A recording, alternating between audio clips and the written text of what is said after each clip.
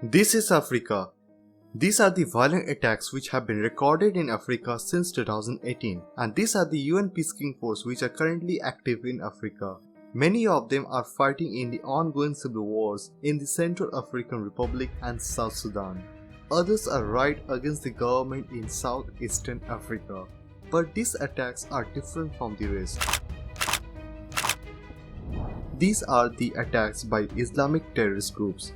Some claims to be the branch of Islamic State while others affiliates themselves with al-Qaeda.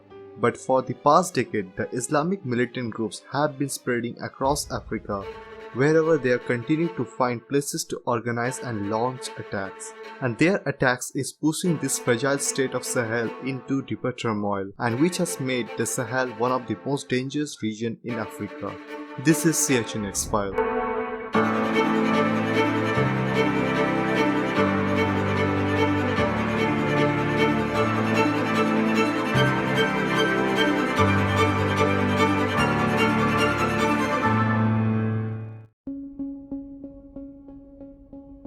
To understand how these terrorist groups become so successful in Africa and why they are so successful there, we need to understand Nigeria. Nigeria has the biggest population and economy in Africa.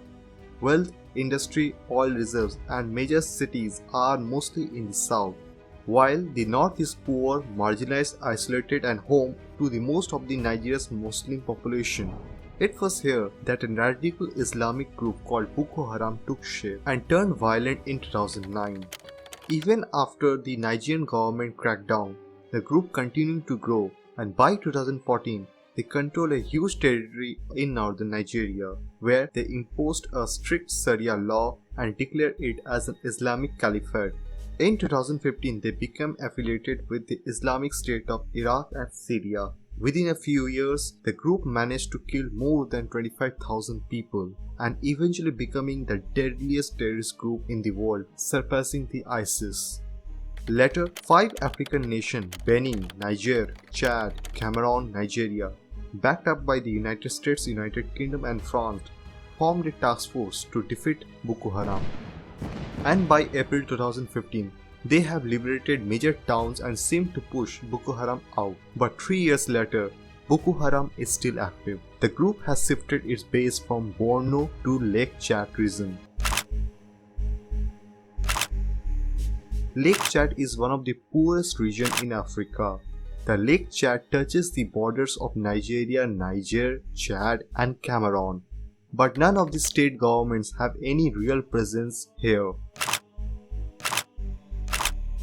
And there is total absence of government infrastructure, a perfect place for Boko Haram to grow.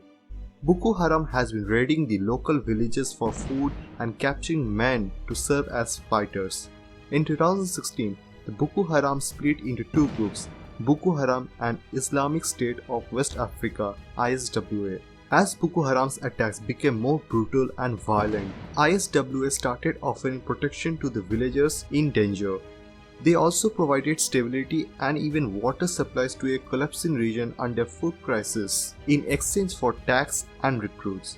In absence of a strong central government presence around Lake Chad, they have moved further into the Niger and Nigeria territory, where they have launched attacks of their own and are officially affiliated with the Islamic State. Exploiting and terrorizing the locals in ungoverned areas has become a successful strategy, keeping these militant groups active. But it doesn't stop here. The strategy is being used by terrorists all across the continent. Lake Chad is part of the Sahel, a narrow band of territory that stretches from north-central Africa, separating the hot dry desert of Sahara in the north and green humid evergreen forests in the south. The conditions that make Lake Chad ideal for Boko Haram and ISWA extends across this whole region. The demography of Sahel is mostly Muslim, whole region is poor, food and water is scarce, ethnic conflicts are on rise, and most importantly, there are almost no presence of a government.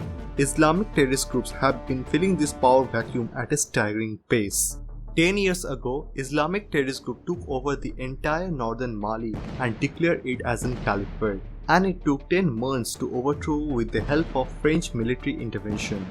today they have banded together and affiliated with the Al-Qaeda. A group called ISGS broke away and now it's affiliated with the Islamic State. This part of the Mali remains ungoverned and violent 10 years even after the intervention.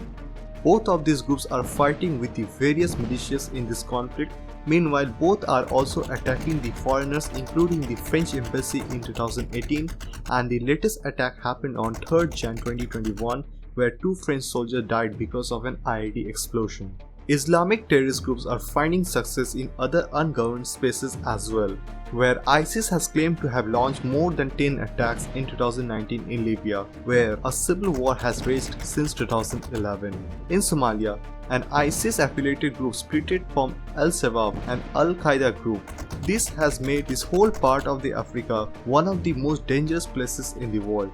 France has stepped up their presence with several military bases across the Sahel. But these drone strikes and special forces alone are not enough for the solution to the Islamic terrorism in Africa. As long as there are places with poverty, conflicts, Islamic terrorist groups will exploit the situation for power. And even after a strict UN embargo in Sahel, People's Republic of China and Russia are supplying weapons and ammunition to this terrorist group via Pakistan.